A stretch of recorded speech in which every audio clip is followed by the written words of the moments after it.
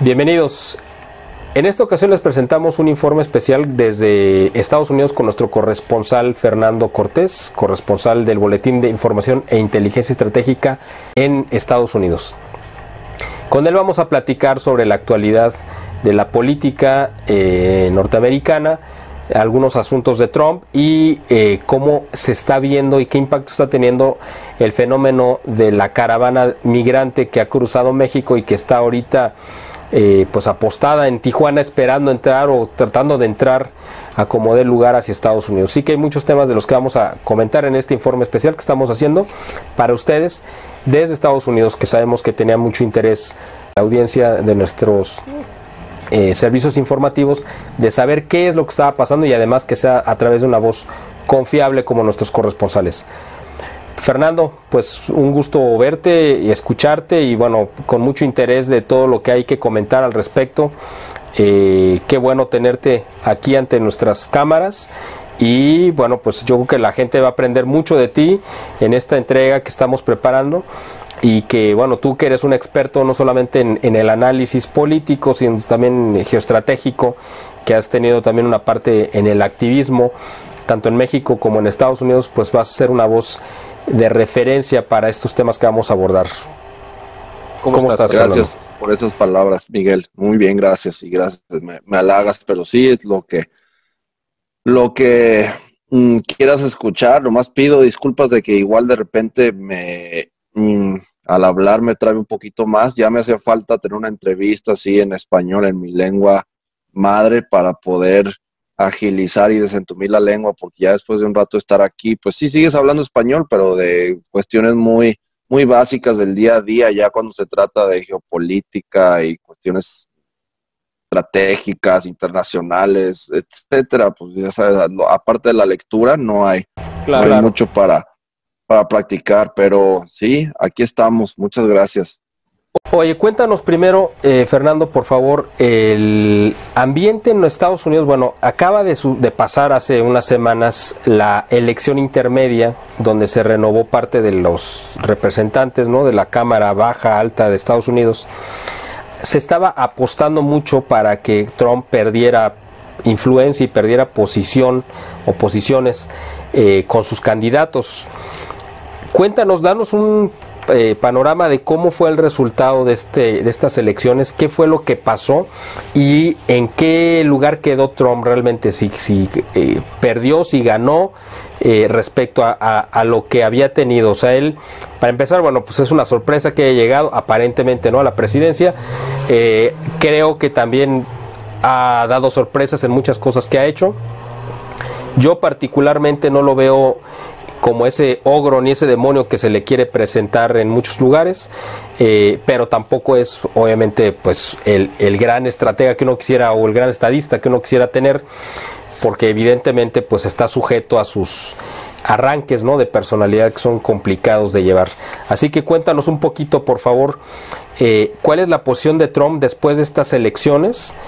Y bueno, ¿y cuál es la percepción, que yo creo que también es importante, son dos preguntas? ¿Cuál es la percepción de la gente a 2 años? O sea, ya teniendo Trump prácticamente 2 años de gobierno, ¿cuál es la percepción ahora de la gente sobre él, ya que lo han visto sobre la marcha?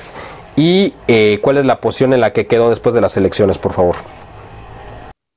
Pues mira, ahorita que estás hablando de la imagen, es algo complejo, un poquito confuso aquí en Estados Unidos porque hay tanta desinformación y tanto maquillaje, especialmente de parte de los medios. Los medios te pintan como un panorama donde la mayoría de la gente está en contra de Trump, cuando en realidad está como, o sea, sí está dividida la gente, pero no está perdiendo popularidad a una escala así como los CNN y medios así te quisieran hacer pensar. Como tú estabas diciendo ahorita en las elecciones, estas de el mediano plazo, por así decirlo, que creo que así se podría traducir, sí quedó relativamente fuerte. O sea, sí perdió la Cámara de la Casa de Representantes, que es un organismo importante si quieres poder, como quien dice, pasar cualquier cuestión legislativa que tú quieras, ¿no?, con tus grupos, pero Al mismo tiempo es muy difícil ganarla, o sea, a lo que yo estaba viendo cuando pasaron las elecciones, los análisis y más o menos cómo quedó parado Trump en toda la historia de Estados Unidos, nomás ha habido 2 o 3 presidentes que ganan se quedan con la Casa de Representantes en estas elecciones. Generalmente se balancea de esa manera. Se quedan con el Congreso y pierden la Casa de Representantes, o se quedan con la Casa de Representantes pero pierden puestos en el Congreso. O sea, y creo que ahí podría estar ese detalle a lo que estaba diciendo, que nomás 2 o 3 presidentes han tenido el Congreso y la Casa de Representantes al mismo tiempo en las elecciones medias. Entonces yo creo que sí quedó muy fuerte en cuestión de que mantuvieron el control, su propia gente no se le volteó a pesar de que ha corrido tantos. O sea, sí, si te fijas, desde que empezó Trump hasta ahorita, sí ha sido los presidentes que más ha despedido a colaboradores cercanos por una o por otra cosa, que generalmente la impresión que a mí me da detrás de las cortinas, por así decirlo, es que mucha gente que está colaborando cerca con Trump, como de costumbre, debe favores aquí y allá, como es lo normal en la política, pero de repente algunos no se alinean con Trump y pues siguen de todos modos, ¿no? Ya sea por cuestión de lealtad, o ya sea por cuestión monetaria, o ya sea por cuestión de enemistad o rivalidad con Trump, como que hacen lo que ellos quieren una última vez, sabiendo que Trump en cuanto pueda se va a deshacer de ellos por haberlo hecho, y sí, se los despide. Entonces, sí ha sido difícil, yo he visto, para la gente trabajar para y con Trump, pero al mismo tiempo toda la gente que tenía sus miedos queriéndose materializar en cuestiones económicas, crisis económicas, caída de la bolsa, perder la guerra esta de mercado contra China, nada de eso ha sucedido, todo se ha mantenido relativamente estable a la alza. Entonces o sea, hay muchas maneras de interpretar la economía internacional y cosas como la bolsa y así, igual que en México, ¿no? Que la gente dice, ay, en cuanto se terminó el discurso de López Obrador, pasó esto, pasó lo otro. Bueno, o sea, es difícil pues que puedas decir a ciencia cierta que la causa y efecto en las cuestiones de economía internacional sean tan inmediatas y tan lógicas. De hecho, tú y yo sabemos que la, la verdadera armadura de la economía internacional es que no es lógica, y te lo hacen pensar como que es una onda muy compleja que solamente ellos pueden entender, pero en realidad ellos mueven todo lo que, o sea, cualquier nueva ley o cosa la inventan o la modifican para mantener las cosas a su favor. Entonces, en ese aspecto no se le ha caído a Trump el circo, creo que porque ha mantenido no se ha hecho demasiados enemigos en Israel o aquí de la comunidad judía, como a pesar de esas inclinaciones de derecha o simpatizantes o de esas cosas que a nosotros medio nos gustaban de Trump, las ha balanceado con de todos modos seguir sirviendo a los amos de Estados Unidos, pues ya es que hasta se casaron sus hijos con ellos, y al mismo tiempo Claro. ha agarrado victorias diplomáticas que nadie le puede, ni la izquierda, ni la derecha, ni un lado ni el otro le puede negar, como es negociar la paz con Corea del Norte, o por lo menos apaciguarlos mucho más que cualquier otra persona. Luego se le puso muy al brinco a China, y ya los chinos por fin, ellos son los que terminaron doblando un poco las manos, entonces eso también nadie se había atrevido a hacer. Siguen creándose empleos, o sea, de repente se pierden también. Es que los estados son muy diferentes y hay tantas cosas moviéndose detrás del telón, que yo creo que en general sí va posicionado para ganar en el 2020. Nomás no sé realmente qué vaya a pasar. O sea, si de aquí al 2020 o 2019 vaya a pasar algo que le vaya a mover mucho el tapete. En cuestión de el clima aquí en Estados Unidos, fíjate, ahorita que ya tengo 3 años aquí, me he dado cuenta de cosas que antes que iba y venía a Estados Unidos no alcanzaba a detectar, y viviendo en México tampoco alcanzaba a detectar, como entender más o menos eh, ¿cómo lo podré decir? Como el ropaje o la piel, la epidermis de la psique norteamericana, ¿no? Hasta que ya conviví mucho con ellos y vi más o menos cómo vive la gente, cómo habla, qué dice cuando está contenta, cuando se enoja, cuando vota, antes de votar, después de votar. Entonces ya me di cuenta de aquí, sabes que en este sistema en el que estamos internacionalmente, cada país tiene como su método de control por la masonería o por la economía internacional, por los grupos de élite, por fuerzas aleatorias, como le queramos llamar, pero sabemos a lo que me estoy refiriendo, ¿no? Como en México, por ejemplo, vendría siendo la corrupción, el abuso del compadrazgo, el abuso del tráfico de influencias, el sentimiento de omnipotencia de que cada quien puede hacer lo que quiera según a quien conozca, etcétera. Cada que se habla de realmente hacer un cambio profundo en México, como que una de dos, o la gente quiere dejar eso de lado un poquito porque pues también ha llegado y tiene su posición por cosas que tienen que ver con ese pecado o ese defecto del Mediterráneo, del español, no nomás del mexicano, o abren la cloaca y se ponen a fijarse qué tanto se tiene que modificar de la psique mexicana, de la cultura, de la educación para realmente erradicar la corrupción, y te das cuenta que es una cuestión muy, muy profunda, pues que se tendrán que hacer muchos ajustes y el Estado tendría que intervenir muchísimo, los medios tendrían que cooperar, la Secretaría de Educación Pública tendría que estar a la pie del cañón y tardaría aún así como unas 2 generaciones en ver una transformación. Yo estaría dispuesto a participar en ella, pero siendo realista y llevando la visión de cambio a un nivel cognitivo que vale la pena desarrollar, así tendría que ser. Entonces, ¿cuál es la versión de Estados Unidos? Ya me di cuenta cómo es que ellos están tan dormidos.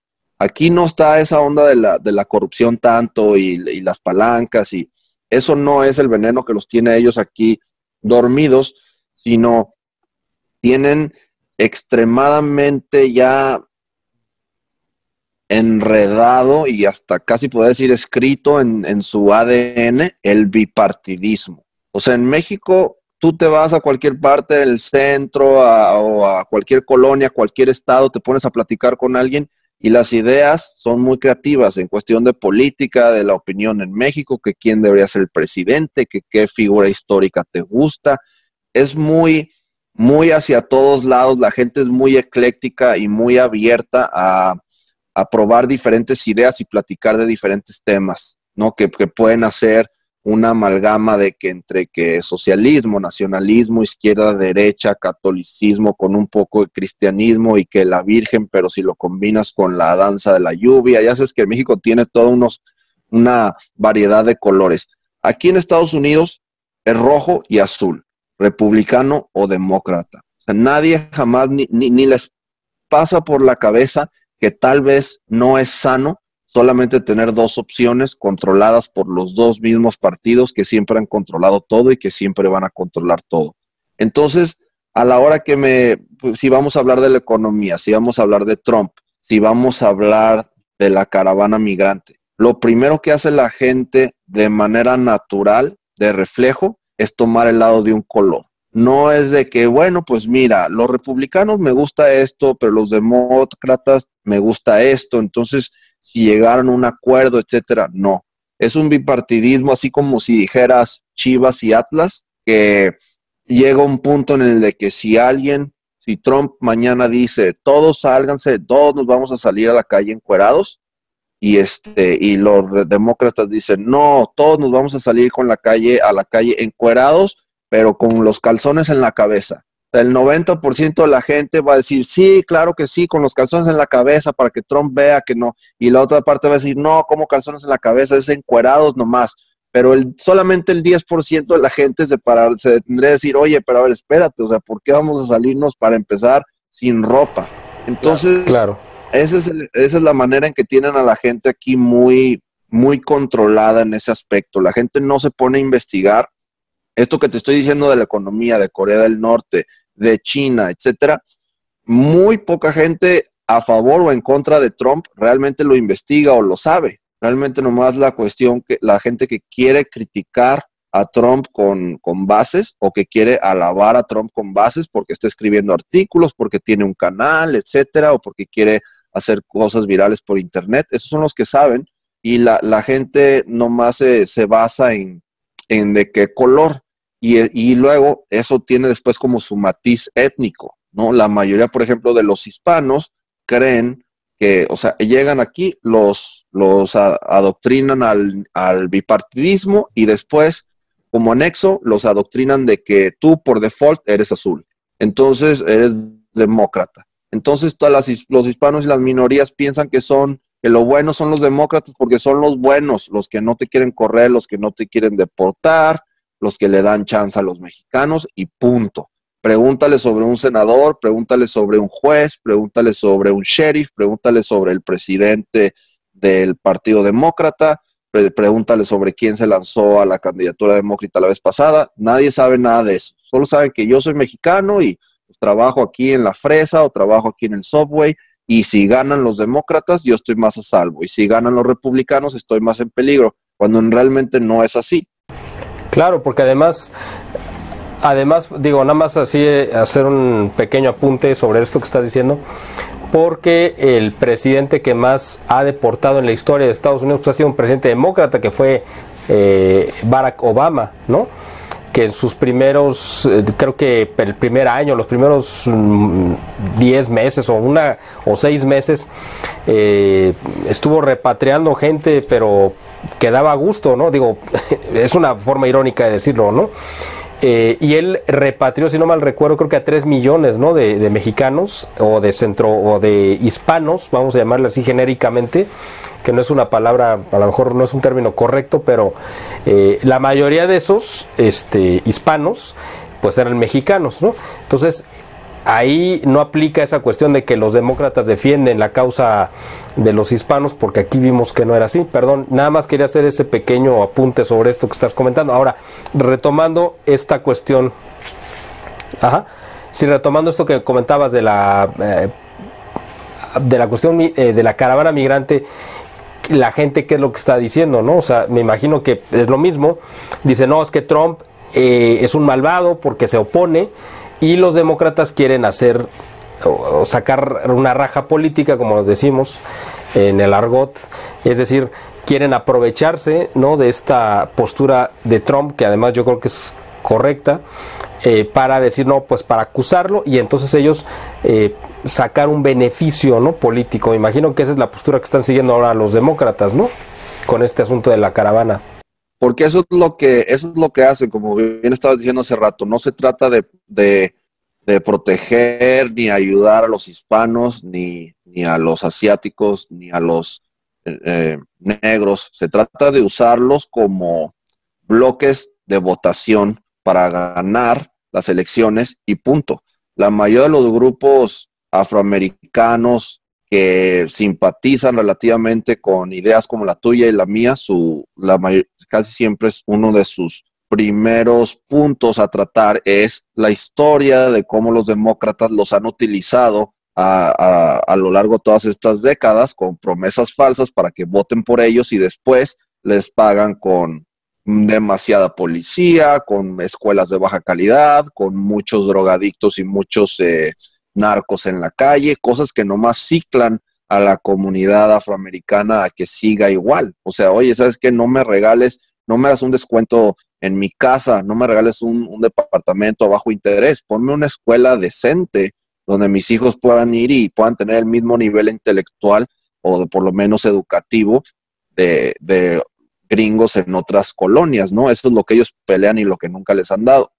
Entonces, volviendo a lo de la caravana, eso es exactamente lo que están haciendo los demócratas. Por eso yo siento que Trump va en camino a ganar, porque obviamente no pueden abrir las fronteras, ni siquiera los de mucha gente demócrata o liberal no quiere fronteras abiertas. Y aquí en Estados Unidos toda esa onda liberal de que, ay, sí, yo no tengo nada de problema contra los mexicanos, la mayoría eso es como en ciudades grandes, especialmente por la gente que así como en México, pues vive en colonias con mucha seguridad o que viven como élite, pues que sí, no, pues fíjate que mi contador y mi jardinero, los dos son mexicanos y son buenísimas personas. Pues sí, pero ¿cómo me doy a entender? Lo ven como aparte, pues. O sea, si dijeran, oye, pues ¿sabes qué? no, tú vas a ser el contador de estos mexicanos que están aquí. Entonces dirían, ah, no, pero espérate, ¿cómo? Pero es que yo sé, no sé si me entender, o sea, esa hipocresía, pues. Claro, claro. Mientras me sirvan, pues qué bueno que esté, ¿no? Pero que se invirtieran los papeles, entonces eso yo no estoy de acuerdo. ¿Cómo es que ellos van a ocupar mi lugar, ¿no? Como empresario o como gente ya más influyente en la comunidad, ¿no? Sí, así es. Y por eso yo veo que la gente en ciudades más pequeñas, por ejemplo, donde yo vivo en Oregon y así, es un poco más reservada a qué tantos mexicanos o hispanos quieren en sus áreas, qué tantas oportunidades les dan, qué tanto se relacionan con ellos, porque ven, pues ellos como es más gente trabajadora con negocios y eso, pues ve que el mexicano viene a competir. El mexicano no viene a lavar el coche, pues el mexicano viene a poner otro restaurante como el tuyo, a tener empleados, tal vez tiene más experiencia, va a tener un mejor modelo y al rato va a comprar tu, o sea, nos ven como de una manera que yo siento más honesta, que es como alguien que realmente sí puede quedarse con tus recursos, porque sí somos capaces, pues los liberales, los demócratas lo ven mucho como que, sí, los mexicanos que vienen a trabajar. No, bueno, pero pues muchas veces trabajan mejor que los americanos y eso es lo que pasa mucho. Claro. En Estados Unidos en México está mucho como el estereotipo de que el mexicano se viene a trabajar barato. Pero yo veo muchos mexicanos que no trabajan aquí más barato, trabajan igual o más caro que los americanos, pero simplemente tienen mejor ética y le trabajan más duro, no los tienes que andar correteando, no se quejan, o sea, tienen una ética de trabajo que le funciona a los dueños de ranchos, de restaurantes, de fábricas, les funciona mejor. O sea, si 10 mexicanos... Sí, porque además tiene que ver una cuestión ahí psicológica en el sentido de que no es lo mismo cómo se va a sentir un americano que nació en Estados Unidos y que se sabe protegido en todos los sentidos, a una persona que cruza, puede ser legal o ilegalmente, no importa la frontera, pero que sabe que no es su país, que a él no lo van a ver igual, que no lo van a tratar igual. Entonces, evidentemente su necesidad de superación lo va a llevar a ser más eficiente y a aceptar quizá cosas que el americano nativo o el angloamericano nativo no acepta, ¿no? Simplemente porque dice, ¿por qué lo voy a hacer? ¿O por qué voy a aceptar esto? Y en cambio el mexicano dice, bueno, yo vine a esto y me sacrifico. Mira, yo creo que tiene que ver mucho también, simplemente es como otro apunte, con la cuestión de la cultura hispánica, en contraste y en choque directo con el angloprotestantismo. ¿Por qué?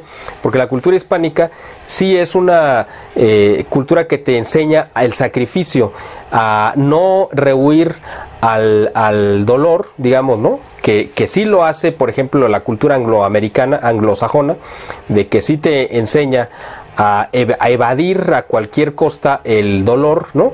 El sufrimiento, el sacrificio, y a nosotros nos educan para afrontarlo, para hacerlo parte de tu vida cotidiana, y eso yo creo que eso, al final de cuentas, esa cuestión cultural que tenemos nosotros tan arraigada, es la que permite precisamente que se den muchos casos de éxito de muchos mexicanos que van a Estados Unidos, precisamente porque van y pagan una cuota de dolor, por decir de alguna forma, que los americanos no están dispuestos a pagar, ni los negros o afroamericanos, para que no se vayan a ofender, están dispuestos a pagarlo, ¿no? Entonces yo creo que ahí tiene que ver esa cuestión cultural que sí es fundamental y sí marca una diferencia completa, ¿no? Sí, definitivamente, y más la generación esta millennial, como les dicen. Pero bueno, perdón que me desvíe del tema, volviendo a lo del que estamos diciendo, se engloba todo esto, pues va ligado de la caravana. La gente que está más del lado republicana o roja o de Trump, la postura es no más migración ilegal, o sea, ni un ilegal más, porque no sabemos quiénes son, muchos son, pues cosas que relativamente son ciertas, pues, ¿no? Que vienen de todos los países de Sudamérica, que no sabemos qué enfermedades traen, qué valores traen, si vienen a trabajar, si no vienen a trabajar, si vienen árabes ahí entremezclados, que están sustituyendo a la mano de obra americana, es cierto. O sea, le han quitado mucho el tono de racista, yo creo, de tanto ataque ahorita que ha habido de la onda de que Trump es racista y que etcétera. Entonces ya lo primero que dicen los rojos, no, el legal, es la cuestión legal o ilegal. qué tanto sea cierto, si realmente, si por ellos fuera que ya no entrara ningún mexicano ni legal ni ilegal, pues supongo que hay muchos que quisieran que de ningún tipo, ¿no? Pero por lo menos están agarrados de la cuestión ilegal, no más ilegales. Y los demócratas, por eso te decía que yo siento que Trump sí va, por lo menos en ese aspecto, en buen camino para ganar, realmente no tienen una contrapropuesta. CNN y los liberales y los demócratas se han centrado nomás en señalar lo que para ellos se les hace un abuso de Trump. Ay, que echó el gas lacrimógeno y un niño fueron atacados por la administración de Trump solamente por querer entrar a Estados Unidos a tener una mejor vida. Y como tú dices, ellos no los hubieran dejado entrar tampoco. O sea, realmente yo por ejemplo, que estoy aquí legalmente en Estados Unidos, estaba teniendo varios problemas al principio por cuestiones administrativas que habían puesto los demócratas.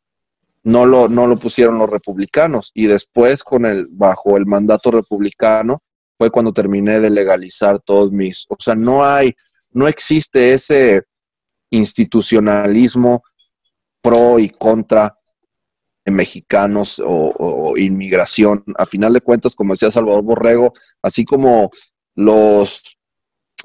durante la Guerra Fría, mucha gente gobernantes rusos y gobernantes de Estados Unidos eran dos tenazas de Claro. del mismo cangrejo. Es lo mismo aquí, republicanos y demócratas, ahí se pasa la bola. Sí creo que legítimamente muchos se odian, ¿no? De los que participan ahí, o sea, de gente del Congreso o sea, yo estoy seguro que Hillary Clinton y Trump no se caen bien, pero eso no quiere decir que ellos no saben que al final de cuentas están proponiendo cómo jugar un mismo juego.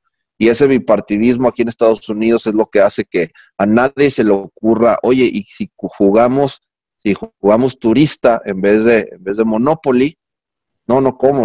La idea es del Monopoly, que si traes que si sigues tú o que si sigo yo. No se trata que si eres de republicano o eres demócrata, no que si el sistema democrático debería por ejemplo, que quieren ver si cambian lo del electoral, supongo que se puede decir como colegio electoral, de la cuestión que cómo se cuentan los votos y así. O sea, se les ocurre modificar eso, pelear eso, en vez de decir, oye, ¿qué tal si tenemos 3, 4 partidos más? No sé, pues, 1000 cosas, pero sí veo que esa es el inconsciente colectivo de Estados Unidos está completamente permeado por el bipartidismo republicano y demócrata. Pero además, yo creo que tiene que ver también en parte yo creo que el hecho de que vaya ganando, porque así parece, o así yo lo veo, que vaya ganando credibilidad y respaldo Trump a lo largo de este tiempo, porque ha hecho cosas que a los gringos les encantan, o sea, a los americanos, como es el hecho de que se imponga los intereses norteamericanos sobre otros países, ¿no? Sobre otros bloques. Recordando, por ejemplo, lo que pasó con Obama y la guerra en Siria, que lo enfrentó directamente a Putin, y que Putin le acabó ganando todas las partidas, ¿no? Y lo dejó en evidencia, y lo dejó en ridículo, etcétera, etcétera, con el apoyo de China y lo que tú quieras.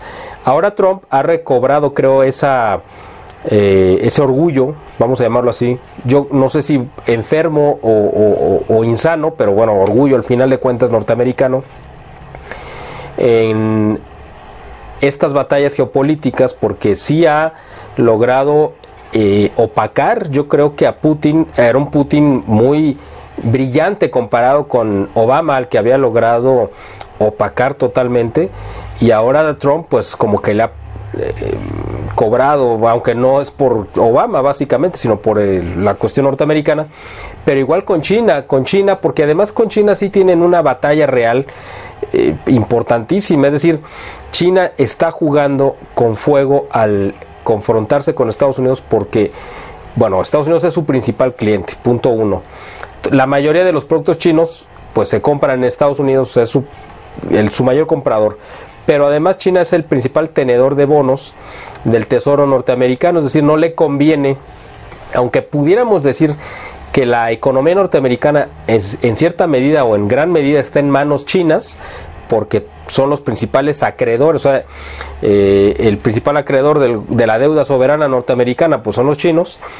Ellos podrían tirar, si quisieran, la economía norteamericana al sacar a la venta, inundar el mercado con estos bonos del Tesoro norteamericano, con lo cual los metería en una gran complicación económica, pero al mismo tiempo ellos perderían a su principal cliente. Es decir, hay un juego ahí de amor-odio, de necesidad, de desprecio, pero al mismo tiempo que se necesitan, en el cual Trump, al final de cuentas, sabe que puede sacar pues una ganancia, porque él está acostumbrado a hacerlo, y yo creo que va a acabar imponiendo probablemente sus condiciones por encima de lo que pueda o lo que quisiera hacer China o Rusia.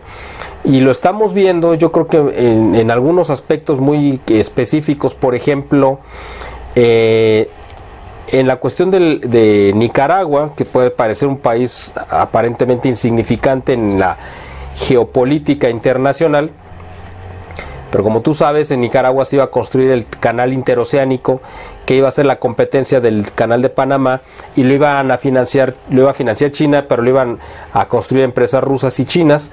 Y entonces Estados Unidos, pues evidentemente detona toda esta cuestión, ¿no?, de los disturbios con el presidente Ortega, Daniel Ortega, que no supo manejar este asunto y evidentemente se le salió de control. Lo estamos viendo, por ejemplo, en Venezuela, donde Rusia tiene acuerdos comerciales con Venezuela, que evidentemente Estados Unidos va a querer reventar. Y yo creo que el caso más reciente y más dramático probablemente se dio ahora el 30 de noviembre, o sea, hace una semana, en Buenos Aires, cuando se juntó el grupo del G20, donde estaba pues, obviamente las principales economías y representantes de las principales naciones del mundo, en Buenos Aires. Y ahí Rusia iba a ser oficial, iba a firmar un acuerdo, o firmó una serie de acuerdos, o aparentemente lo iban a hacer con el gobierno de Argentina, con Mauricio Macri, de construir 2 o 3 plantas nucleoeléctricas para la generación de electricidad. Y resulta que después de este convenio se reúne Macri con Trump, y Trump le dice no va, aunque la vaya a financiar China y la vaya a construir Rusia, yo no lo voy a permitir, y le tira este acuerdo comercial estratégico a Rusia con Argentina, a cambio de que Estados Unidos les va a dar $800 millones para generar estos proyectos de energía. Es decir, sí, ahora a lo que voy con todo esto es que Trump está en una ofensiva abierta de tratar de desbaratar muchos de los acuerdos que se habían ido consiguiendo de parte de China y de Rusia a lo largo de los últimos años, que los habían fortalecido mucho. Pues el caso más claro es lo del grupo de los BRICS, del cual formaba parte Brasil, y que estoy seguro que ahora ya no va a ser parte, ahora con el cambio de gobierno, evidentemente pues porque el nuevo presidente está muy alineado con Trump y seguramente va a romper mucho de lo que se había avanzado con China y con Rusia. ¿Sí? A lo que voy con todo este comentario es, sí, Trump está reanimando, ¿no?, regresando ese sentido de orgullo a los norteamericanos, y eso seguramente lo está respaldando, pero además, porque eso es parte del lema que tenía, ¿no?, de hagamos Estados Unidos grande otra vez, pero al mismo tiempo también está otra parte, un respaldo que yo creo que tiene un peso muy grande en Estados Unidos, que es la parte económica. O sea, Estados Unidos, Trump efectivamente sí ha creado, se han generado buenas condiciones, creo, económicas en sus 2 años que lleva casi de gobierno. Y evidentemente, como tú dices, bueno, la economía norteamericana pues es un crisol muy amplio, pero en general han dado buenas cuentas esta situación de las medidas que ha tomado Trump, y eso seguramente también le ha ganado mucha simpatía, incluso de la gente que no lo quería originalmente, ¿no? No sé cuál sea la percepción que se vea de eso que te cuento, es desde fuera. ¿Cómo se ve esto que te comento hacia adentro de Estados Unidos? Es decir, que Trump está regresando, está retomando ese papel del orgullo norteamericano, que está reactivando la economía y que está volviendo a imponer los intereses norteamericanos en la escena geopolítica internacional. ¿Cómo se ve esto en Estados Unidos? Sí, tienes razón, definitivamente sí se siente. Aparte de la estabilidad que estabas mencionando ahorita, ese ambiente estable que se percibe en el humor y las ideas de la gente, y luego percibes mucha histeria en la gente que lo niega, como conozco gente que no, es que está a punto de haber una hiperinflación por esto y que Trump hizo, pero son cosas como que muy irracionales y muy exageradas. Entonces, sientes esa estabilidad y aparte sí te das cuenta que los gringos están recobrando ese orgullo nacional, como tú decías, para bien o para mal, enfermo o sano, pero sí lo están recobrando. Uno, por todo la crítica y odio que Trump generó durante la campaña y cuando empezó como presidente a nivel mundial, el hecho de que no haya habido repercusiones, de que nadie se haya atrevido a tomar una posición en contra del dólar o de Estados Unidos o en contra de Estados Unidos directamente. O sea, las 2, 3 bromillas que hizo, bueno, digo bromillas porque no tuvieron repercusiones reales, Inglaterra, y luego que cuando haya sido allá la conferencia que, pues ya sabes que en Alemania e Inglaterra ponen como globos o muñecos inflables ridiculizando a Trump y eso. O sea que realmente a Trump no le importe y siga su expansionismo y se le ponga al brinco a cosas o personas, países realmente peligrosos como Corea del Norte, que le haya puesto un alto que haya negociado de manera más fuerte con Rusia. Eso es lo que hace que los gringos empiecen a retomar ese sentimiento de omnipotencia tan característico que tenían, por ejemplo, en los tiempos de Bush padre y de Bush hijo, ¿no? Durante la guerra después de... Y de Reagan, yo creo, ¿no? También se dio ese ya no yo estaba muy chico. Sí, bueno, claro, no te tocó, pero también fue un momento, porque era el momento donde se estaba combatiendo, el último momento que se combatió abiertamente pues al comunismo como doctrina, la Guerra Fría, y claro, eso, bueno, si tú ves los libros de historia de ese periodo, pues sí, claro, Reagan representaba ese orgullo, lo mismo que como se le ve en algunos sentidos a Trump ahora, pues así se le veía a Reagan, ¿no? También. Sí. Y definitivamente es cierto lo que decías de esa relación que como de amor y odio que hay con China, y es interesante que mencionaste esos puntos de los acuerdos, cómo los toman y eso. Yo creo, a menos de que movimientos como con los que tú y yo simpatizamos realmente llegaran a agarrar momentum y empezaran a ocasionar transformaciones muy profundas en la gente que podría arreglar estados o crear nuevos estados, no sé, a menos de que hubiera un cambio muy drástico, si seguimos más o menos en el camino en el que seguimos, tarde que temprano algunos países de Sudamérica van a ser la nueva China del bloque americano y en Euroasia realmente Rusia va a tener que ser el nuevo Estados Unidos de China. Entonces ya saben que de aquí a 100 años debe de haber un bloque económico consumidor suficientemente fuerte en Europa o específicamente más bien en Rusia para poder consumir todos los productos chinos y debe de haber una mano de obra que compita con la mano de obra china, nomás que baje los costos logísticos y de transporte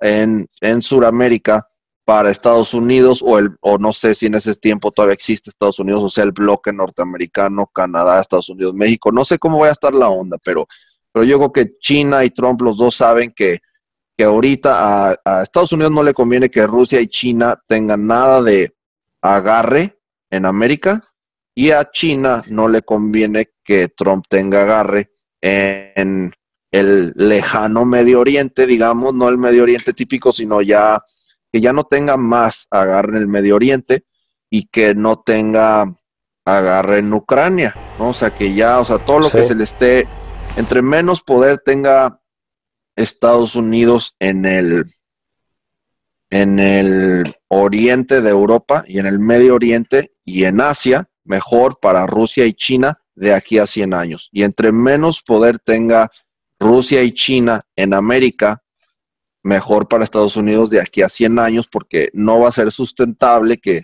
como tú dices, que siempre Estados Unidos le compre todo a China y que Irán y Rusia nomás estén viendo, diciendo, ay, pues a ver cuándo hacen negocios con nosotros en vez de con Estados Unidos.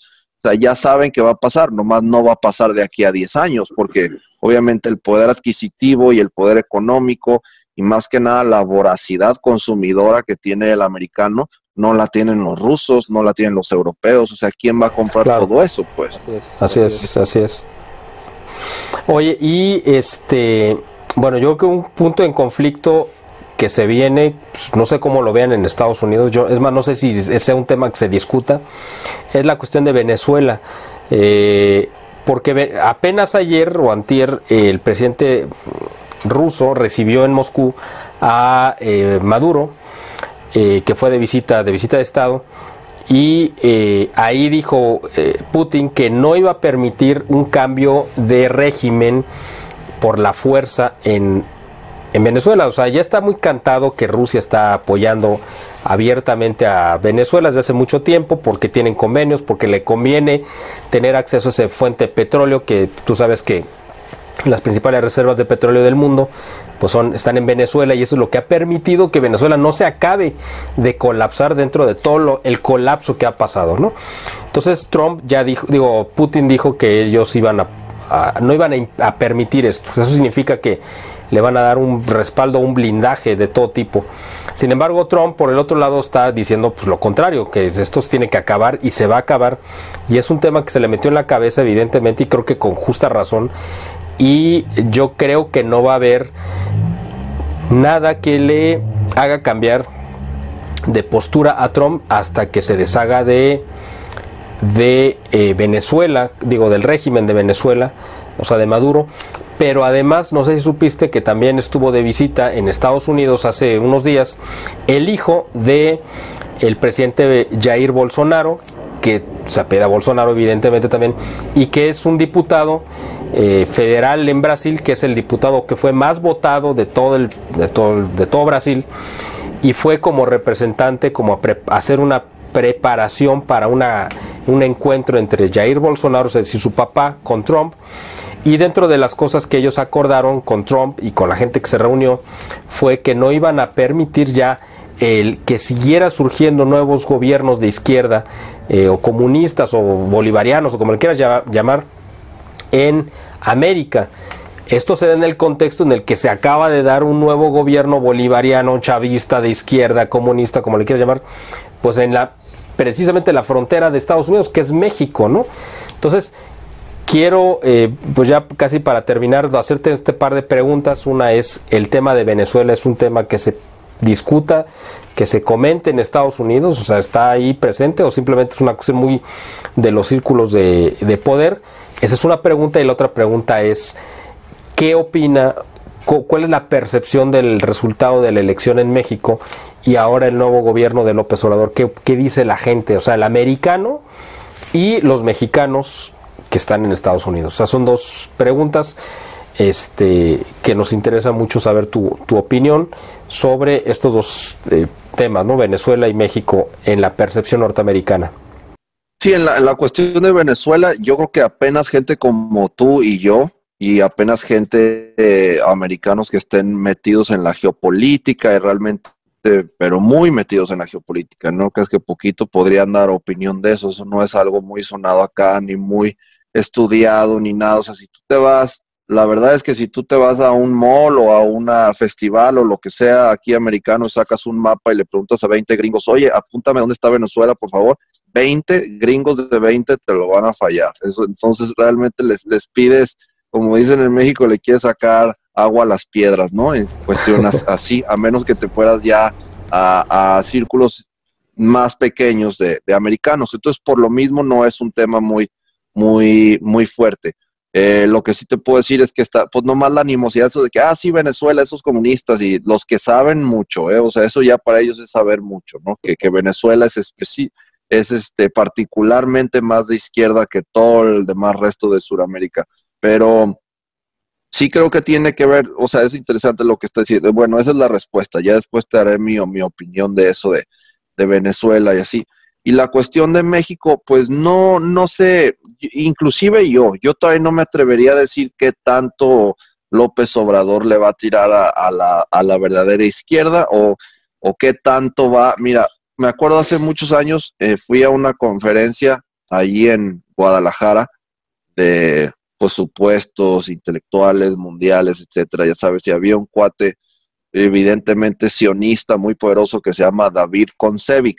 un judío que dio una conferencia y me acuerdo muy bien de él, pues obviamente queriendo predicarnos a todos cómo se maneja el mundo y cuál es la mejor opinión. Y ya es que ellos se sienten que están en lo correcto. Y él Claro. dijo, mira, me acuerdo muy bien de esto que dijo, los países de Latinoamérica son como violines, se toman con la izquierda y se tocan con la derecha. O sea, como diciendo, a la gente la arrastras con el populismo y luego hazles lo que tú quieras, pero primero gana las votaciones con ideas de izquierda. Entonces yo no sé si tenga esto que ver con, si va a ser el caso con López Obrador, que López Obrador entró con esa máscara que él se la puso tanto tiempo que la gente quizás hasta tú y yo se la creímos, pero igual de aquí a 2 años va a ser la misma. O sea, ¿dónde está la izquierda? Pues en el color. La misma secretaria que te recibe las mordidas, que te pone sí o que te pone no, ahora tiene una nueva pulsera. En vez de del PRI es de Morena o lo que sea, y punto. No sé qué tanto se atreva a querer hacer cambios fundamentales, constitucionales, sindicales. O sea, no sé qué tanto se vaya a meter ahí a los golpes, pero bueno, ya veremos. Lo que te quiero dar a entender, que ya se relaciona con la respuesta de lo que me respondiste, es que no ven ahorita aquí en Estados Unidos a López Obrador como una amenaza de izquierda en México. De hecho, lo que más está sonado aquí ahorita es que en Tijuana están en contra de la caravana migrante, porque es como la justificación de, ves, los mexicanos, para ellos aquí es insólito, ya ves, los mexicanos en contra de los inmigrantes, no que éramos racistas, no que nomás nosotros, ellos tampoco los quieren. Entonces eso se suena mucho más que López Obrador. López Obrador o sus inclinaciones políticas y eso no más. De hecho creo que se reunieron o algo así, no estaba viendo fotos, de eso sí están hablando, que se está reuniendo Trump con López Obrador, o si iba a reunir. Sí se reunieron, ¿no? ¿Cómo estás? Bueno, no, todavía no han tenido contacto, pero físicamente no se han encontrado. Trump se ha referido muy bien de López Obrador, y eso yo creo que va con un cierto, ¿cómo pudiéramos llamar? Con ese juego que maneja también Trump. Mucha gente dice, no, bueno, es que está reconociendo que López Obrador es un hombre muy valeroso y muy inteligente. No está diciendo eso. Trump está diciendo que es un tipo de espléndido, lo que sea. ¿Por qué? Porque sabe, o bueno, yo creo que eso es lo que está pensando Trump, que va a poder hacer con López Obrador pues prácticamente lo que le venga en gana. Lo ve yo creo que tan débil o tan incapaz, o como el calificativo que tú le quieras poner, pero yo que lo ve tan tonto, o sea, así en resumidas cuentas, porque yo me imagino que Trump dice, bueno, si yo puedo lidiar con Xi Jinping, que es el presidente de China, si yo puedo lidiar con Putin y puedo cancelarle una reunión, una cumbre como la que estaba programada en Buenos Aires, con la mano en la cintura, si yo puedo dejar colgado al presidente de Buenos Aires, de Argentina, en una rueda de prensa donde estábamos hablando, si puedo hacer este tipo de desplantes, pues tú crees que no, ¿qué crees que pueda pensar él de un tipo como López Obrador, que tú lo ves y dices, este hombre ya debería de estar jubilado y gozando de un extendido descanso, que ya lo ha tenido mucho tiempo, ¿no? Pero bueno, yo me imagino que Trump simplemente lo está viendo como un juguete al que no le va a representar ningún problema manipular y mover a su antojo. Pero ahí viene otro asunto importante, ¿no?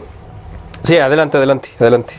Iba a decir nomás que yo creo que López Obrador lo sabe, pues, o sea, creo que López Obrador se va a concentrar más en México, lo que puede hacer en México y las redes que puede, o sea, cosas así como de sindicatos de maestros, que guácala, pues, o sea, unas así muy de la parte gacha de México, de cómo controlar redes que ya tienen 40 años obsoletas, que nomás están deteniendo el verdadero crecimiento de México, etcétera, cómo agarrar poder aquí y allá, reestructurar a la gente y reestructurar el futuro en cuestión de a dónde fluye el dinero. Creo que se va a concentrar más en eso que en que si Trump empieza una guerra mundial. O sea, si Trump ahorita manda una bomba a Corea del Norte, a mí se me da que López Obrador va a salir, va a decir una opinión, estamos en contra de las guerras nucleares, y ¡fum!, se vuelve a meter a a negociar ahí que el IMSS y no sé qué, o sea, pero bueno, yo creo que los dos lo ven sí, igual.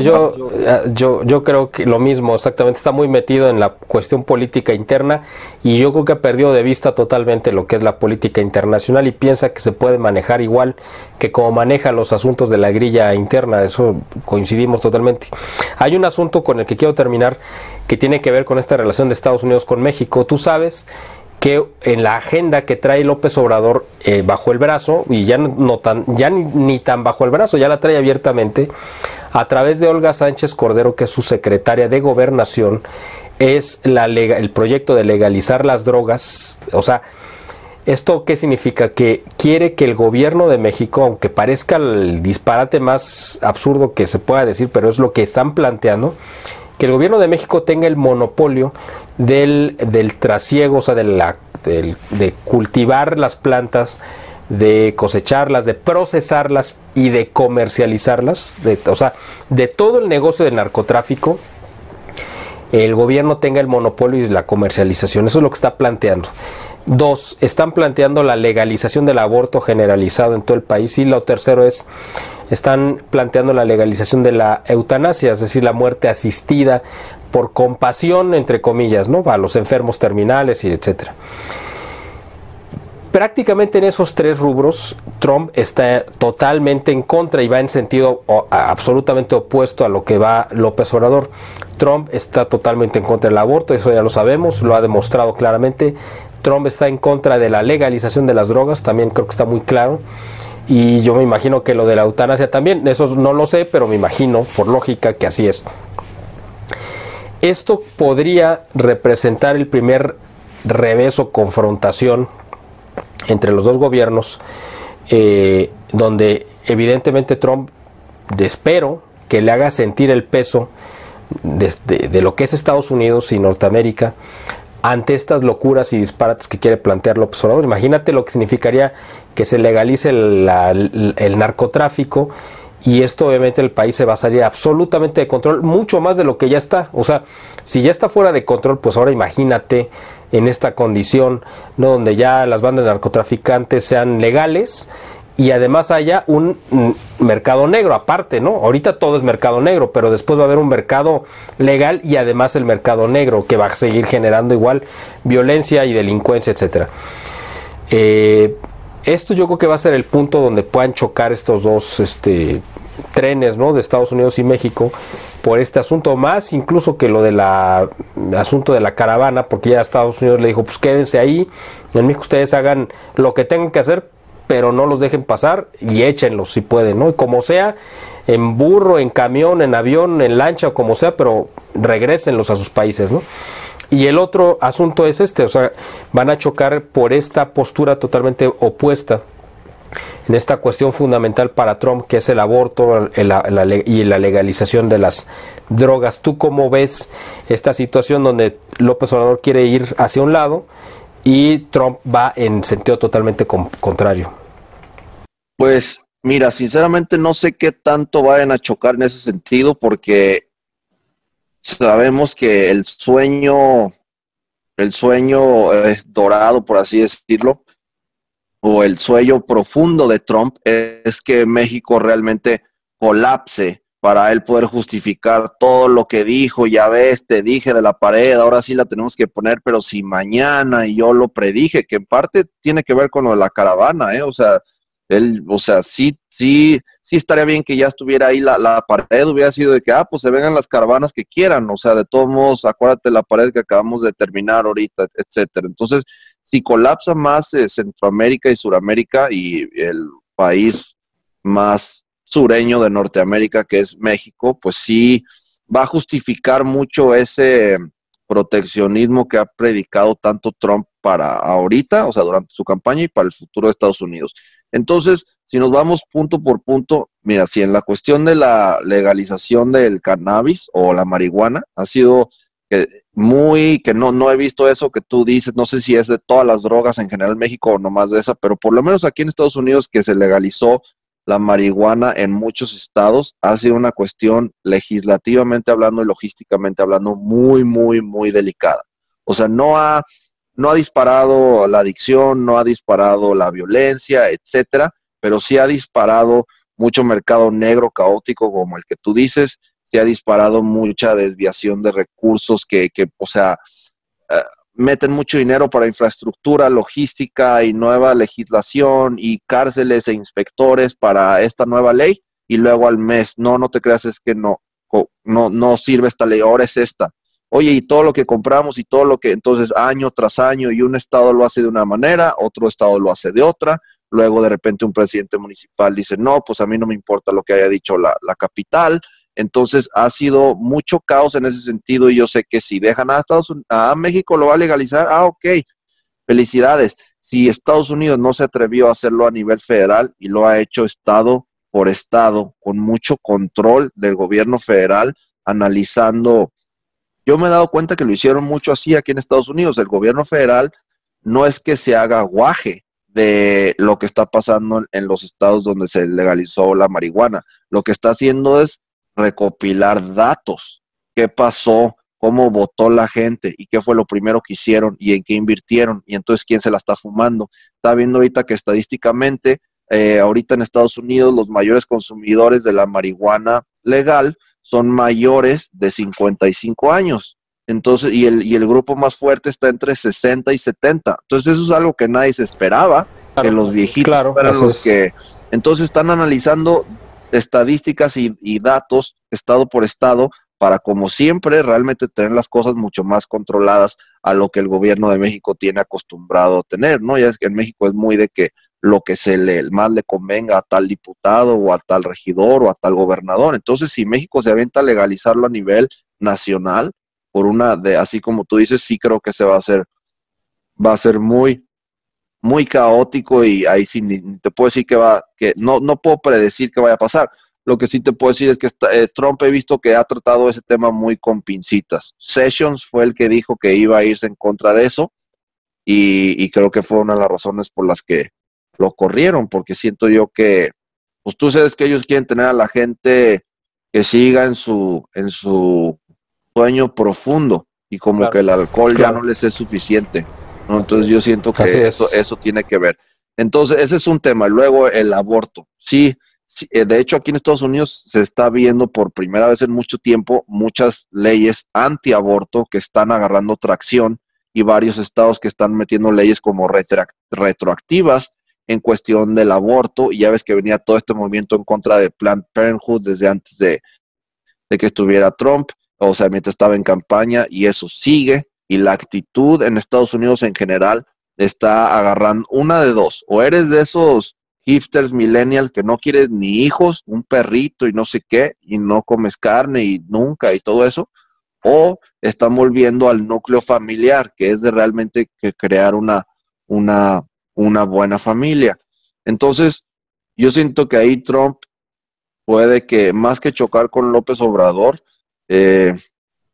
siento que su postura es más como, a mí cuando me preguntan que cuál es mi opinión sobre el aborto, pues obviamente yo estoy en contra del aborto, pero una vez establecido que ahorita toda la masa manipulada, etcétera, quiere estar a favor del aborto, pues entonces mi segunda posición es, bueno, pues mientras tú abortes a los tuyos, y no me vas a decir a mí que aborte a los míos, ni a mis hijos que vayan a abortar a los suyos. O sea, si tú quieres cometer el asesinato, el pecado, etcétera, y hacerlo de manera legal, pues hazlo, pero no te metes conmigo. Creo que igual Trump sería como que, bueno, si los mexicanos quieren abortar a todos sus hijos, pues mira, mientras en Estados Unidos empecemos a dejar de abortar y abortemos cada vez menos, me doy. Siento que esa sería su postura.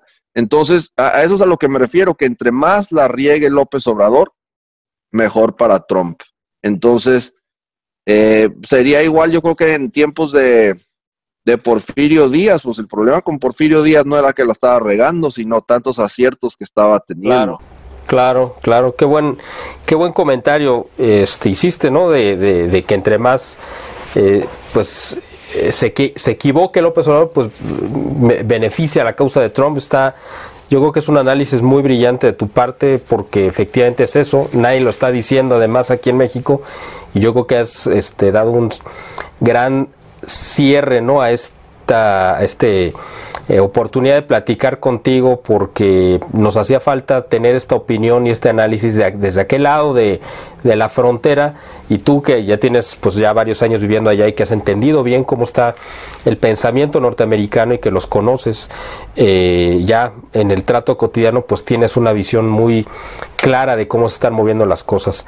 Yo te invito, Fernando, a que podamos volver a tener este encuentro y este ejercicio, yo creo que a finales de enero o principios de febrero, ya que haya pasado el segundo aniversario de Trump, y me imagino que su informe a la nación, que creo que es en esos días, y sería interesante analizar cómo está la situación. Ya tendrá López Obrador un par de meses también gobernando en México, y entonces yo creo que sería interesante poder tener este nuevo intercambio y este ejercicio que yo creo que a la gente le va a ser muy útil y le va a servir, le va a gustar, o escuchar la opinión de un mexicano que, además de que ha triunfado en Estados Unidos también, que eres un ejemplo de éxito allá, pues tienes una visión muy clara de cómo están la situación política en México, en Estados Unidos y en otras partes del mundo. Así que tu voz siempre va a ser necesaria para nuestros análisis en el boletín. Eres nuestro corresponsal en Estados Unidos y eres un experto en muchos temas, dentro de los cuales... Gracias, Miguel, me halagas mucho, sí, en lo que pueda ayudar. Uno de los más relevantes pues es la parte geopolítica, así que siempre será un placer y un honor contar con tus análisis, estimado Fernando. Igualmente, y sí, ya veremos cómo se puso la cosa cuando tengamos nuestra sesión en enero, principios de febrero. Va a estar interesante a ver cómo se desarrolla todo. Mientras, pues, saludos a todos y feliz Navidad, feliz Año Nuevo, espero que todos muy bien, estaremos en contacto. A ver qué pasa, porque aquí en México se está cocinando lo que se conoce, porque ya eso lo dejaremos para la próxima, el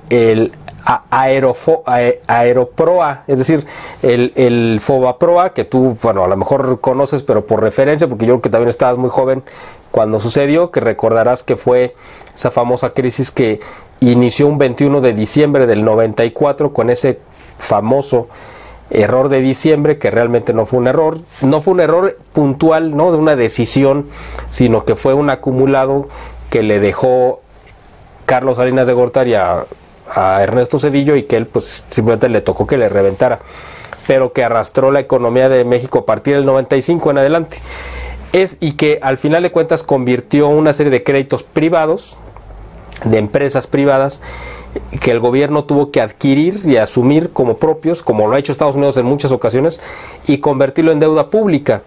Y ahora esto mismo parece que se viene en México con el asunto del aeropuerto, tú sabes, que se planteó construir uno de los 3 mayores aeropuertos del mundo en México, en la Ciudad de México, y que decidió López Obrador parar la obra simplemente porque fue una de sus promesas de campaña y una postura totalmente populista, y viene una respuesta violenta de los inversores, sobre todo norteamericanos, encabezados por BlackRock, el banco gigantesco, que tengo entendido que es de la familia Rockefeller.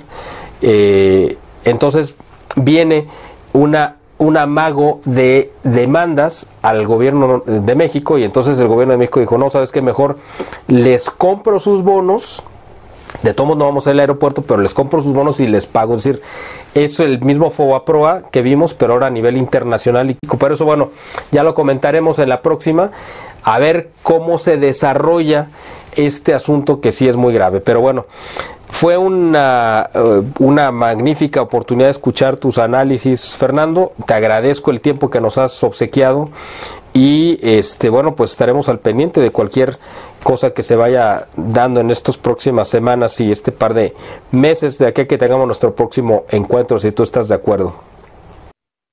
Igualmente, Miguel, sí, claro que sí, así quedamos. Estamos en contacto, y muchas gracias otra vez por tenerme Gracias aquí. a ti, y gracias a ustedes por su atención. Esto fue un informe especial del Boletín de Información e Inteligencia Estratégica con nuestro corresponsal en Estados Unidos, Fernando Cortés. Esperemos que les haya sido de utilidad. Los esperamos en la próxima entrega.